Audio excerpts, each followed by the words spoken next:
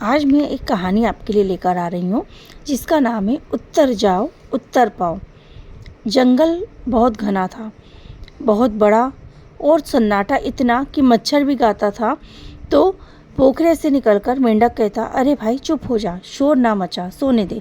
उसी जंगल में एक पेड़ था, हजारों साल पुराना। उसके पत्ते भी थे अद्भुत, आधे पीले और आधे काले।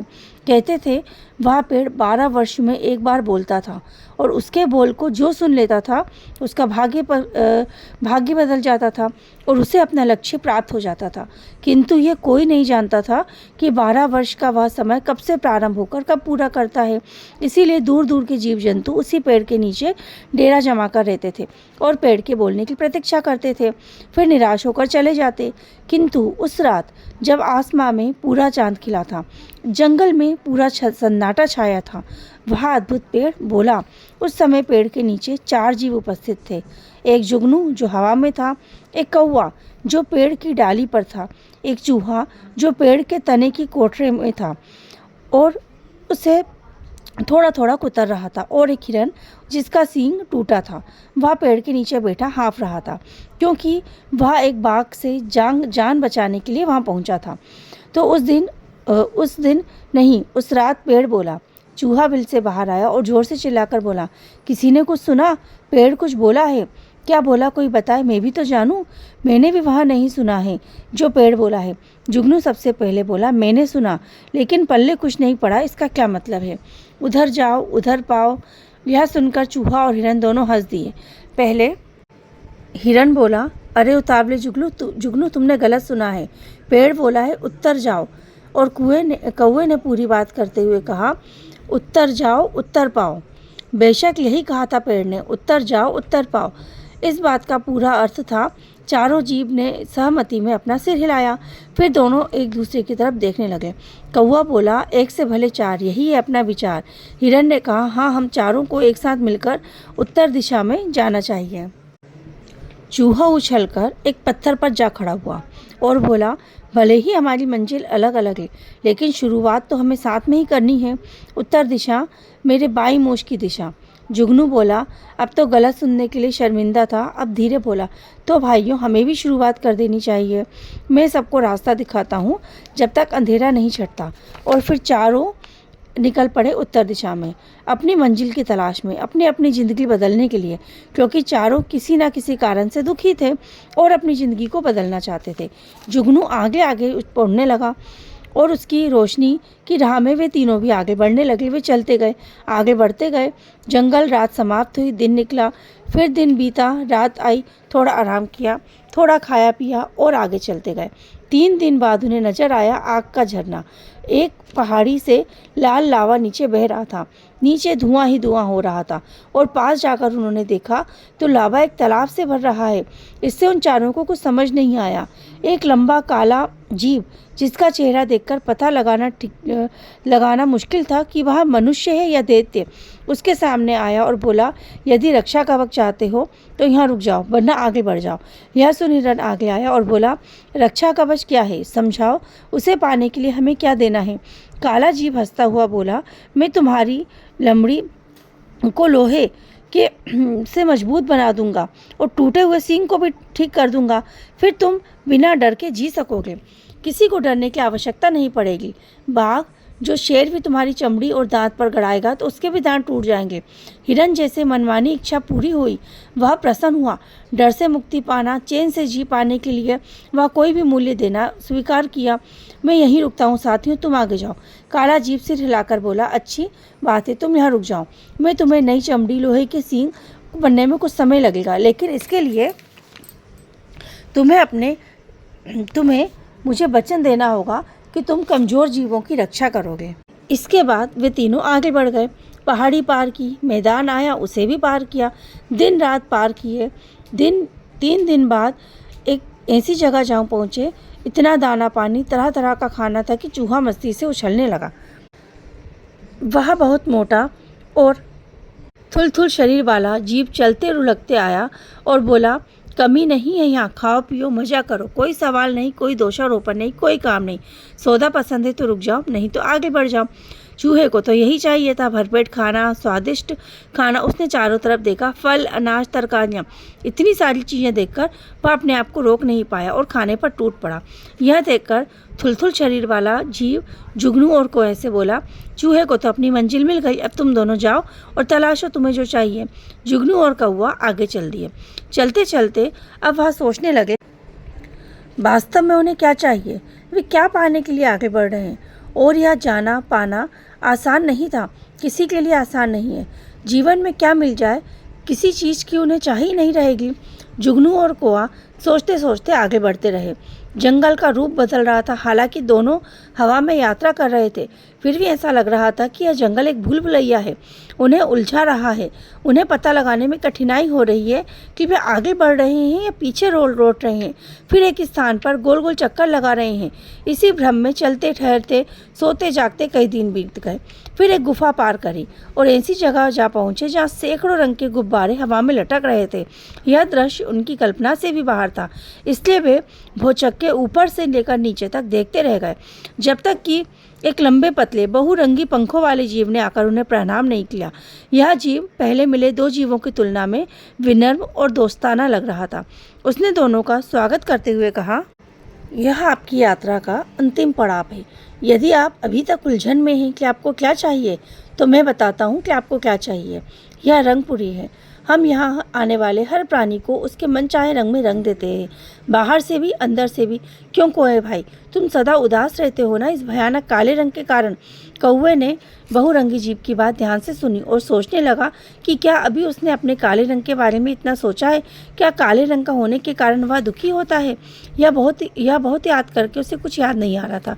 इसके आगे सोचने पर बहुरंगी जीव ने उसे अवसर ही नहीं दिया। वह बोला, कौवे भाई, मैं तुम्हारी कायाकल्प कर दूंगा। चलो पहले मैं तुम्हें दिखाता हूँ तुम नए रूप में कैसे दिखोगे, और एक नहीं बहुत सारे नमूने दिखाऊंगा। जो पसंद आए उसी रूप में अपने आप को बदल लेना। मेरा वादा है कि नए रूप के साथ तुम्हारी दुनिया बदल जाएगी, तुम्हारी जिंदगी बदल जाएगी। इतना कहकर उस बहुरंगी जीव ने अपने हाथों को हवा में लहराया और साथ ही हवा में उस कौवे जैसा एक कौवा प्रकट हुआ। वह पंखे समेटे हवा में लटका अट्टकास जैसा था। उस बहुरंगी जीव ने एक उंगली हिलानी प्रारंभ की। उसके साथ कौवे की चोंच सफ़ेद हो गई, जो जीवन में कौवे को कभी पसंद नहीं आई। सफ़ेद चोंच को रखना मुसीबत का काम है। फिर बहुरंगी जीव ने अपनी उंगली को हिलाना आरंभ किया। उसके साथ साथ कौवे का रंग सफ़ेद होना शुरू हो गया। पल भर में वह आधा सफ़ेद और आधा काला, निराला किंतु अजीब सा। सो जमीन वाले कौवे को वह कतई पसंद नहीं आया। फिर देखते देखते कौवा पूरा सफ़ेद हो गया, दूध जैसा सफ़ेद, बर्फ़ जैसा सफ़ेद। यह बेहतर था, लेकिन इस रूप से भी कौवे को रंगा हुआ कौवा ही कहलाता, इसलिए उसे ये भी पसंद नहीं आया। इसलिए इस बीच बहुरंगी जीव ने एक बार जमीन पर खड़े कौवे की तरफ देखा। अभी तो उसका खेल शुरू ही नहीं हुआ था। इस बहुरंगी जीव ने अपने दोनों हाथों को हवा में लहराया, हथेलियों को फैलाया, उंगलियों को आकाश की तरफ उठाया। अब एक चमत्कार हुआ। यह चमत्कार, हवा में चारों तरफ कौवे ही कौवे नजर आए। पंख फैलाए बहुरंगी जीव अपनी उंगलियों से रंग रंग की लकीरें निकाल रहा था और कौवे के शरीर को वो लकीरें रंग रही थी। देखते ही देखते आसमान में तरह तरह के रंग बिरंगे सुंदर पक्षी जमीन के कौवे और जुगनू का स्वागत कर रहे थे। कौवे को अपने ऐसे रूप की कभी उसने कल्पना ही नहीं की थी। चोंच से लेकर पैर तक सुंदर रंग बिरंगे पंखों का क्या ही कहना। लेकिन अब उसके चारों रूप इतने सुंदर थे कि एक को चुनना उसके लिए नामुमकिन हो गया। उसे कुछ उलझन हुई, लेकिन फिर भी उसने उनमें से एक रूप को अपने लिए चुन लिया और उसे सहमति दी। बहुरंगी जीव प्रसन्न हुआ। वाह मौला मित्र, तुम्हारा निर्णय बहुत सही है। मैं तुम्हें अपने आप से मिलाता हूँ। अब तुम देखना तुम्हारा जीवन कितना सम्मानजनक होगा और तुम्हारी वाणी में भी सभी को मधुरता का अनुभव होगा। जाओ उस वृक्ष की छांव में बैठ जाओ, मैं जुगनू भाई का समाधान देकर आता हूँ। लेकिन तब तक जुगनू आगे बढ़ चुका था। बहुरंगी जीव ने उसे पीछे से आवाज़ दी और उसे रोका। अरे आगे मत जाओ, आगे चीर अंधेरा है, दुख का जंगल है, वहाँ कष्ट है, कलेश है, निराशा है, वहाँ जाओगे तो पछताओगे। लेकिन जुगनू को कोई अनजानी शक्ति आगे जाने की प्रेरणा दे रही थी। वह आगे बढ़ता ही गया जब तक कि अंधेरे का जंगल शुरू नहीं हो गया। यहाँ बारिश थी, ठंडी बर्फ हवाएं थी और एक जुगनू का हवा में उड़ते उड़ते घबराने लगा। जी चाहा कि जल्दी से वहाँ से निकल जाए, लेकिन देखा तो कुछ हलचल अनुभव हुई। वह थोड़ा नीचे आया, अपनी रोशनी से कुछ देखना चाहा। फिर उसने देखा कि जमीन पर बाघ, हाथी, जिराफ जैसे कई जीव बेजान पड़े करहा रहे हैं। उन पर जुगनू की रोशनी पड़ी तो वे उसे आंखें खोलकर देखने लगे और प्रयत्न करने लगी। एक बाघ तभी उठकर बोला, जुगनू मत जाओ, हमें यहाँ उजाला दो। अंधेरे ने हमारा सब कुछ छीन लिया है, लेकिन तुम्हारा प्रकाश हमारे लिए एक आशा की किरण है। तुम यहीं रहो, हमें उजाला दो। जुगनू ने देखा कि उसकी रोशनी पाकर दूसरे जीव भी आंखें खोल रहे हैं और कराहना छोड़कर उठने की कोशिश कर रहे हैं। जुगनू को यह देखकर अच्छा लगा। वह नीचे उतरा और उनके बिल्कुल करीब आकर उन्हें काफ़ी उजाला देने लगा। अब सब जीव ठीक हो रहे थे। फिर उसने एक स्वर में कहा, जुगनू तुम यहीं रहो, हमें तुम्हारी आवश्यकता है। हमें उजाला चाहिए, जीने के लिए आशा चाहिए। लेकिन जुगनू को लग रहा कि यह उसकी मंजिल नहीं है, उसे और आगे जाने के लिए कोई पुकार रहा है। वह विनम्रता से बोला, क्षमा करना, मैं अभी यहाँ नहीं रुक सकता, लेकिन तुम्हें निराश नहीं करूँगा। मैं अपनी आधी रोशनी को यहीं छोड़े जा रहा हूँ। यह कहकर उसने अपने रोशनी वाले अंग के आधे भाग को अपने से अलग कर दिया। वह भाग नीचे जाते ही तेज उजाले से चमकने लगा और वहाँ के अंधकार को दूर करने लगा। इसे करने से जुगनू को कष्ट तो हुआ, लेकिन उसने किया क्योंकि हाथी, जिराफ और अन्य सारे जीव जंतुओं को खुशी हुई और वो उन्हें खुशी से आगे बढ़ता हुआ देखकर बहुत खुश हुआ। इसके बाद वह आगे बढ़ गया।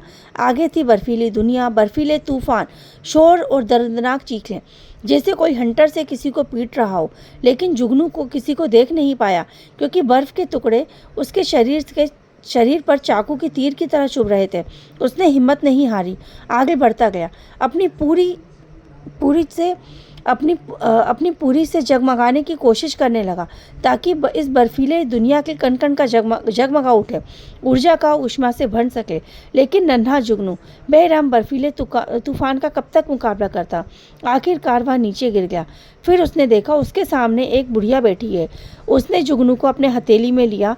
हालांकि वह बुढ़िया स्वयं बर्फ से बनी थी, लेकिन उसके हाथों में गर्माहट थी। बर्फीली बुढ़िया ने उस जुगनू को प्यार से देखा और बोला, बड़ी जिद्दी निकले तुम तो, मिल गया तुम्हें अपना उत्तर।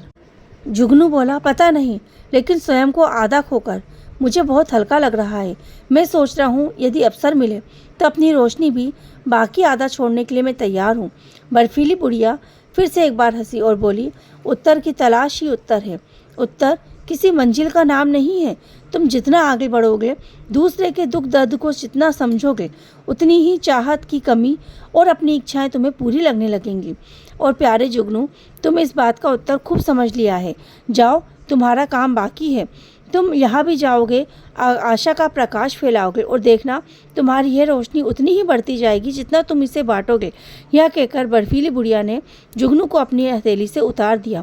अब वह वापस यात्रा की एक उद्देश्य के साथ। अचानक उससे अपने आगे तेज रोशनी अनुभव की। पीछे मुड़कर देखा तो चौंक गया। उसके साथ असंख्य जुगनू निकल रहे थे, हजारों हजार। सारा आकाश, धरती अब रोशनी से नहा उठी थी और अद्भुत गर्माहट का अनुभव कर रहा था। वह अकेला जुगनू नहीं रह गया था। अब वह आधा अंक गवाकर भी असंख्य प्रकाश पुंजों का समूह बन गया था। वह लाखों जुगनुओं में बदल गया था। वह जहाँ जहाँ से गुजर रहा था, वहाँ से अंधेरा दूर हो रहा था। जीवन में आशा का संचार हो रहा था। हर जीव जुगनुओं की ऊर्जा ले रहा था। यह रंग बिरंगे कौवे ने देखा, पेटू चूहे ने देखा, भयभीत हो रहे हिरन ने देखा, तो उनकी समझ में आ गया कि असली लक्ष्य तो जुगनू ने ही पाया है। तो इस कहानी से हमने क्या सीखा कि हम हमेशा एक गलत डायरेक्शन में घूमते रहते हैं, हमेशा अपनी इच्छाओं के साथ जुड़े रहते हैं कि हमारी ये इच्छा पूरी हुई। कभी आपके अंदर जो भी खूबियाँ हैं उनको दूसरों के साथ बांटकर, दूसरों की इच्छाओं को पूरी कर या दूसरों को खुशी देकर एक बार देखिए, आपको ऐसा लगेगा कि आपकी इच्छाएं कभी ख़त्म नहीं हो रही हैं, लेकिन आपको सच्ची खुशी तब मिलेगी जब आप दूसरों को खुशी देंगे, जो आज इस कहानी से सिखाया जुगनू ने। तो इस कहानी को यदि आपको पसंद आई हो तो एक लाइक और एक शेयर तो बनता है। राधे राधे।